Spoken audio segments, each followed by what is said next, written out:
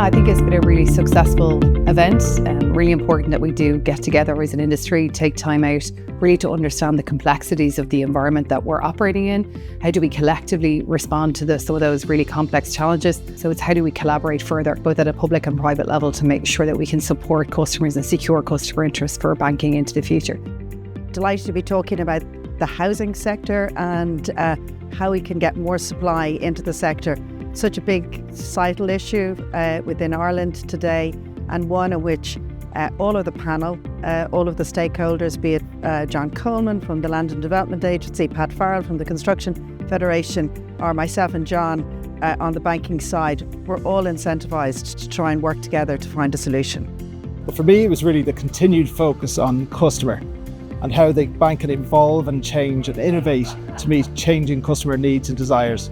And that's critical for not just the moment, but actually how we look forward and how the banking sector evolves over time. This was a great opportunity to look forward 3, 4, 5 years and talk about how consumers, armed with this democratization of knowledge through these AI models, might start to interact with banks and payment providers.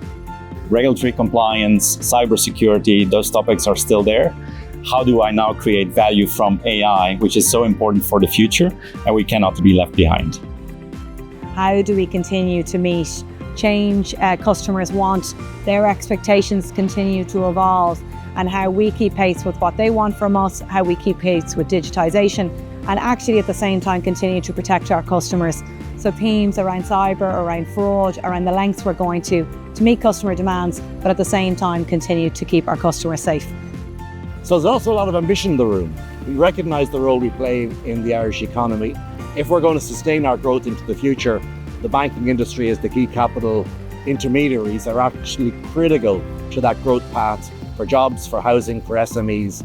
And I think as we go forward today, we'll hear a lot of new ways in how we can do business, particularly on digital, on technology, and how we're going to continue to keep the pressure up and funding on making sure that the climate transition is real. A few things that came through very strongly in terms of central themes. The first is that of volatility. Volatility in the world around us, volatility in markets, and there's a need for the sector to respond quickly. And then simplifications of business models, simplifications to be agile. And personally, I was really delighted to hear a redoubling on the sustainable finance agenda, the importance of it, not just in the short and the long term, and a conversation about the resilience that actually builds into our banking system, into our economy as we use our own natural resources for long-term security and stability.